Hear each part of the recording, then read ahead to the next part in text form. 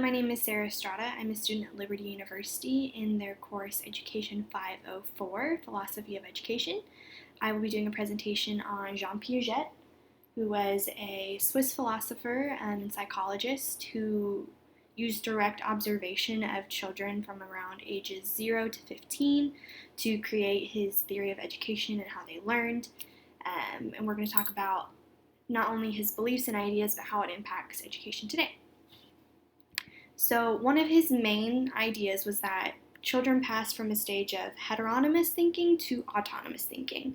So in heteronomous thinking, children believe that the rules are unchangeable. They're strict and reinforced with a belief of kind of corporal or immanent justice.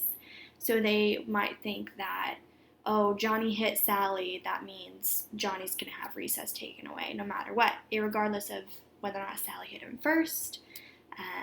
So these are kind of some rudimentary, very young children types of beliefs. They move on to autonomous thinking later on. Autonomous thinking is the belief that your intentions and perceptions of a situation have to come into consideration for punishment or actions following kind of a negative occurrence. And so these kind of develop as they move through these different cognitive development stages, which is what we're going to talk about next. So as you can see up here, Jean Piaget believed in a theory of cognitive development. He believed that children pass through 4 stages in this development, the first of which being sensory motor. I have an almost 1-year-old son, so I'm kind of getting to see him move through these over the next few years and kind of understanding, oh, he is responding in the way that Jean Piaget kind of theorized in these early years. So from 0 to 2 in sensory motor, they have physical responses to objects and language. So they may not be speaking yet, they may not be able to theorize or come up with complex answers, but they're able to say, oh, this is mommy, oh, this is daddy, oh, if I cry, I get food, and things of that nature. So after that, at around age 2, students and children move on to pre-operational thinking, which is up to around ages 6 or 7, depending on the child. At this stage, students are able to kind of recognize the importance of symbolism and their natural intuition into creating answers for different things. So say in kindergarten, a student is working on learning their ABCs. They're able to use the symbol of a letter and say, oh, this picture of A makes that ah sound. Ooh, ah reminds me of apple. So they're able to kind of string together these ideas. So after that stage, they move on to concrete operational stages, which is from ages 7 to 11, approximately, depending on the child. This is where they can kind of begin to anticipate and use problem-solving skills in education. So this is kind of a big turn for students whenever you're starting to give them more abstract thinking, kind of coaching them along in those thoughts. Then they move to formal operational, which is approximately ages 11 to 15. So this is when they can really, truly start to implement hypothetical and abstract thinking, and they can begin to use more concrete uses of experimentation and logic in understanding their education. Jean Piaget also believed that this idea of cognitive structures developing comes before the student's understanding. So in order for a student to understand or learn, they must first develop that cognitive structure. So in modern day thought, that's kind of contradictory. We understand that there's more of a reciprocal relationship between cognition and learning. So if you introduce a student to a really difficult concept and you coach them through it, it can actually trigger some of those cognitive processes to develop. So along with that, he also believed in the stages of moral development. So not only as educators are we responsible for physical learning of facts and ideas, but we're also responsible for helping cultivate their moral character. So Jean Piaget believed in 3 stages really of moral development. So he believed that children start out in the pre-moral stage of moral reasoning, which is characterized by a child not truly understanding the reasoning behind right and wrong, but just kind of understanding, oh, this is what has been told is right and wrong, I'll follow this for fear of punishment.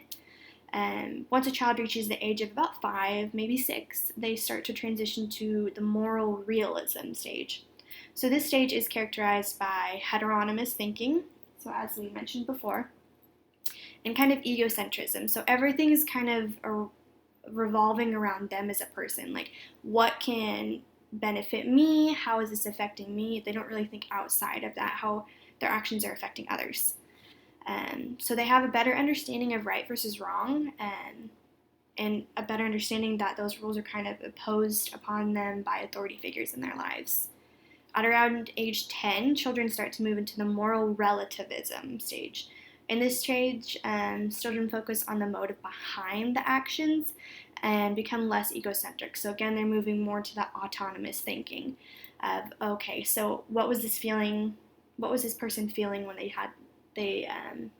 did this action, or how can my actions affect others, sort of thing. They also believe at this time that rules can change.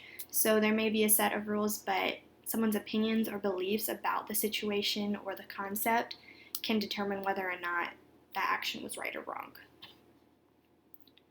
So those are kind of his main ideas and beliefs, and now we're going to discuss how that impacted education today. So as we can see up here, his ideas were really kind of a turning point. They kind of catalyzed psychology and educational theory as a whole. His ideas were revolutionary in that he actually observed children. He actually started to question, how do these children think? How do they learn? And how can we implement this into society? So he also, you can see some of his ideas, not specific, but kind of extrapolating from his ideas into learning theory later on, and also eventually more into our modern day information processing model. So obviously his ideas have been adapted to fit what we now understand more about children and their developmental process, but you can still see a lot of his main ideas or thinking rooted behind it, which is really, really fascinating. You can also look at as I mentioned before, so he did believe that cognitive structures were before understanding, but now people and scientists and theorists have extrapolated that a little further and said, oh, there's actually a reciprocal nature between cognition and learning. So yes, a student has to be able to meet some level of cognition. You can't give a kindergartner advanced algebra and expect them to be able to understand it, or give them a theoretical question and expect them to answer it. It's just they don't have the cognitive structures available to them.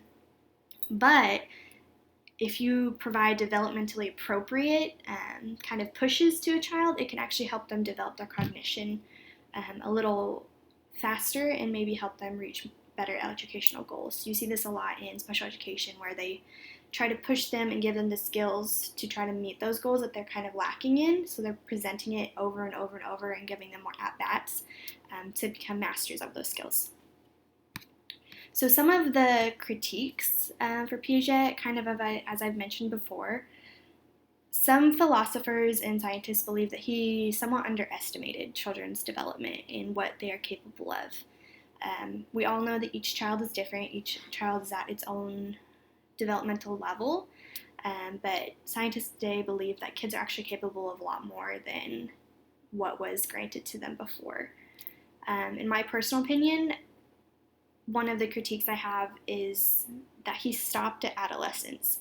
We all know that teenagers aren't necessarily fully there in their morality, in their education, and we just continue to grow through college and post-grad work and even working in our jobs.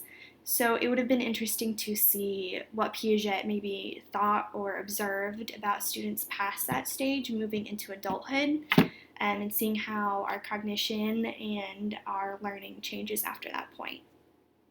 So overall, he was very impactful in our education and the way we teach, and we should honor and implement some of his ideas, but also use the understanding that modern day science and modern day psychology has afforded us so that we can become better educators in the future.